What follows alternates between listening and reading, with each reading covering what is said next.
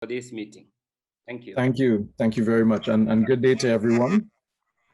And thank you also to the CTO and the Secretary General for the invitation to speak.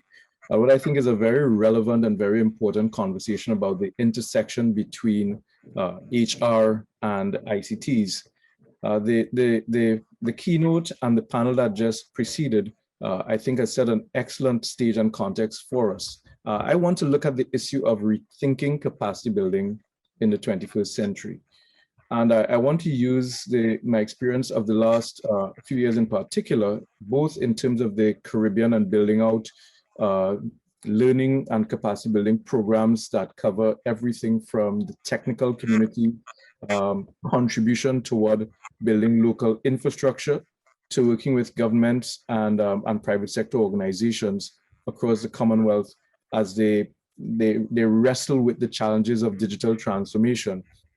I want to bring those into this presentation and share with you some thoughts around what I believe are some of the real priority areas for capacity building inside of this new context that we find ourselves in. All too often, what's missing from the debate about capacity development is how we link the programs or make the case for linking, measuring, synchronizing, and securing the bridge between programs and the development goals. And to me, the connection between the reason we train, the reason we develop persons and our ultimate development ambitions or intentions is foundational to how we leverage and utilize technology optimally. So we want to look at re-engineering capacity development in that context. And as several of the speakers have pointed out, it is almost impossible to consider the way forward without considering our current context, which is the current COVID-19 pandemic. And inside of this pandemic, I think there's some important points that have come up that we can use as a lens to consider where we are and where things are concerning capacity development, because it has brought very squarely to the front the inadequacies at both the national and regional and global levels as it relates to preparing for the world that we're inside of. So in a sense, the crisis has shone a spotlight on long-standing issues concerning the use of technology, but more than that, it has shone the light on long-standing issues concerning inequitable access, concerning inadequate infrastructure, concerning policies that support or impede national development goals.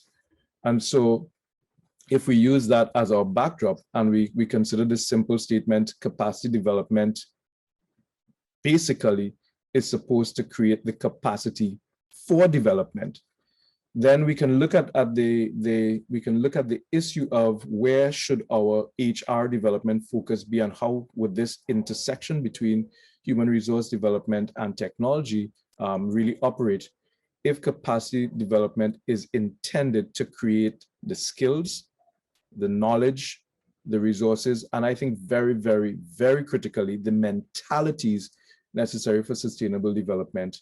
Then how do we close these gaps that are being exposed now, and how do we build the bridges that we need to go forward?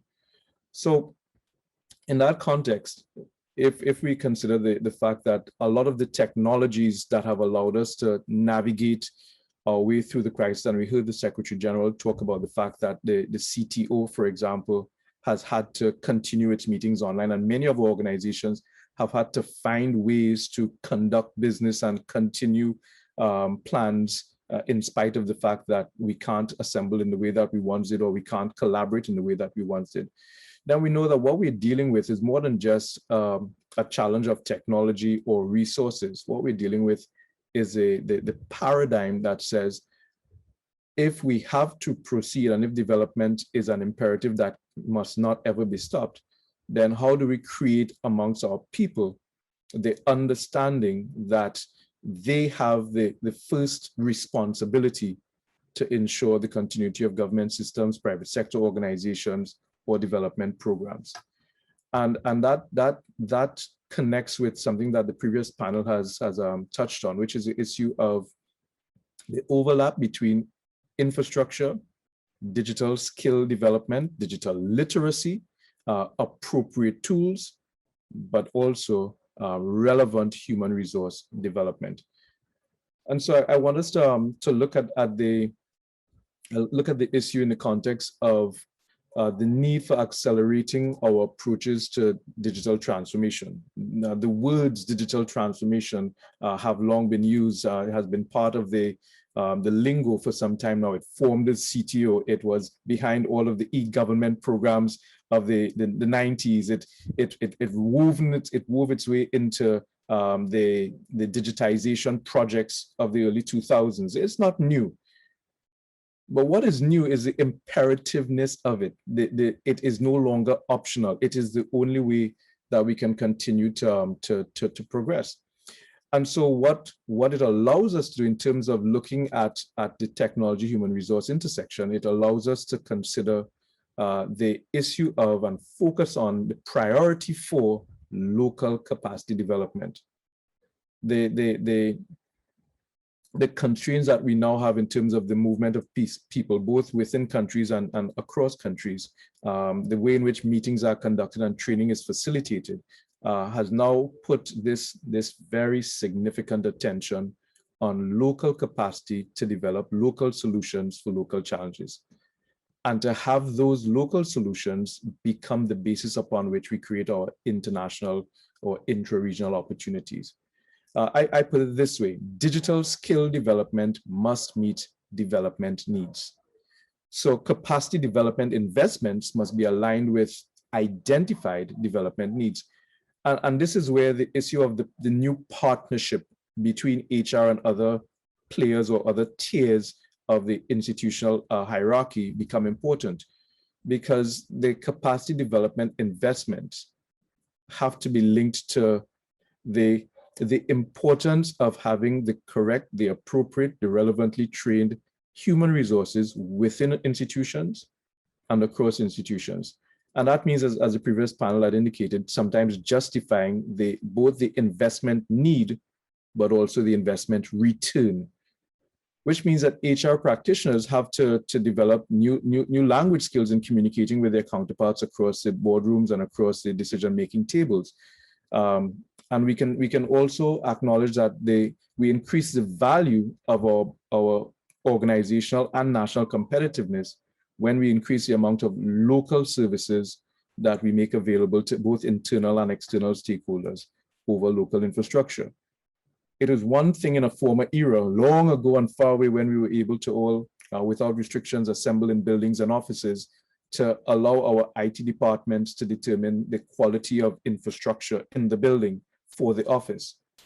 As we've gone to the restrictions of the pandemic-induced restrictions, the investment in infrastructure is now no longer an office issue, it's a home issue. It's a wherever I might be working from issue. And that means new conversations between groups within organizations and across organizations about how this development gets facilitated. So what is required now is a combination of both the strategic and the practical mechanisms for integrating our communities.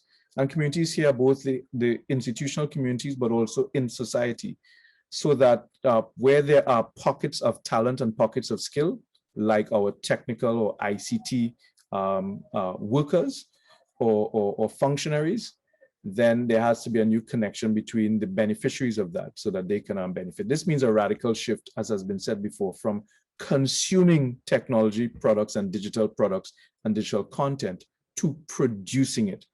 The assumptions we once made about how easy it was both to have access to content, whether it was for training or whether it was for work, or have access to resources, actual equipment and tools, those assumptions have been upended by the current crisis.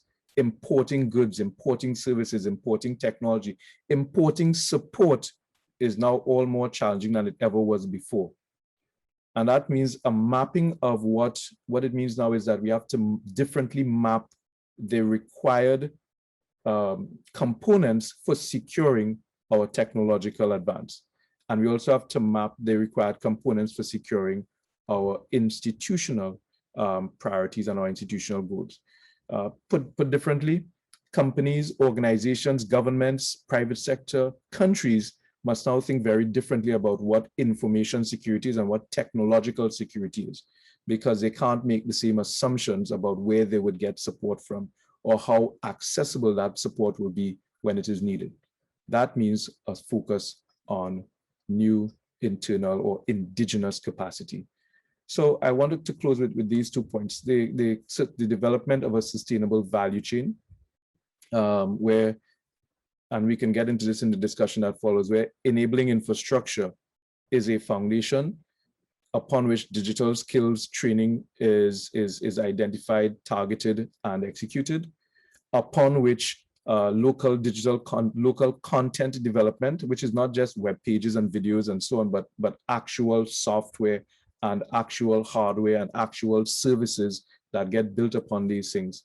And then on top of that, the protection of local intellectual property and access opportunities for new markets become part of a chain that HR practitioners understand that they're deliberately building and that they deliberately invest in securing within organizations. Only through these kinds of strategic approaches can we ensure that we have the domestic capacity that is needed now and into the future. So to summarize, the enablers for accelerating this kind of capacity development: leadership, leadership, leadership. The conversations that take place in what was previously referred, in the previous panel, referred to as the C-suite or the executive suite, or the leadership level, to a large extent determine how the mapping of needs to development goals becomes effected. Secondly, the technical infrastructure, and this applies whether we're dealing with an institution or we're dealing with a nation, building out that infrastructure capacity by having the right conversations with the right technical inputs is going to be foundational. The partnerships that allow us to leverage skills and capacity that might be, that may not be inherent within our institutions or within our divisions. The issue of affordable and equitable access, both to technology and technology skills, community empowerment, and digital literacy, I think round out the discussion around what might the key enablers be. The chart on the left will show you that inside of this are some of the issues raised already in the previous sessions about mentors, support programs, different kinds of content, and so on. So I want to leave this with you as the enablers for accelerating capacity development and the lens through which we look at an evolved approach to prioritizing capacity development initiatives. But at the end of the day, even though it's about a technology-enabled capacity development future, the thing that never changes, that never, ever, ever changes, is not the technologies, but how people choose to use it.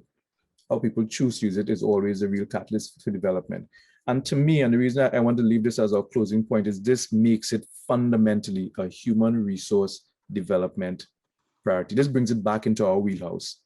And this allows us to develop not just persons with the requisite technical skills, but with the requisite mentalities needed to take our institutions and our countries forward. With that, I thank you, and I'll close here.